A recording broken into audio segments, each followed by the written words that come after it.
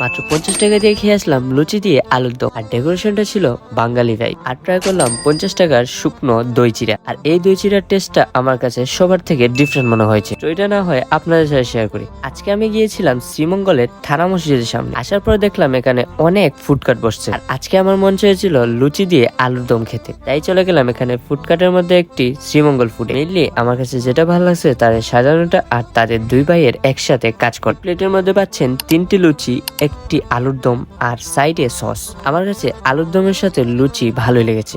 আপনারা অবশ্যই একবার হলেও ট্রাই করবেন। বিশেষ করে এই প্লেটারটি আপনারা দুজন মিলেও খেতে পারবেন। তারপর খেলাম দই চিড়া, আর এটা হচ্ছে শুকনো দই চিড়া, সাথে থাকছে চিড়া, দই এবং কিশমিশ ও আরো অনেক কিছু। আপনারা যদি ডিফারেন্ট কিছু ফুড ট্রাই করতে চান তাহলে এটা হতে পারে আপনাদের জন্য বেস্ট একটা অপশন, কেননা এটা টেস্ট আমার কাছে সব থেকে ভিন্ন মনে হয়েছে। তারপর ট্রাই করলাম 40 টাকার ছটপটি, আর এটা আমার কাছে নর্মালি মনে হয়েছে। এই ফুডকার্টের লোকেশন না হয় আবার বলি, শ্রীমঙ্গল কলেজ রোড থানা মসজিদের ঠিক সামনে শ্রীমঙ্গল ফুড।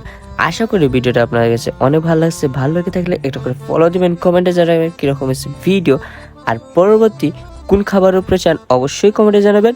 আল্লাহ হাফেজ।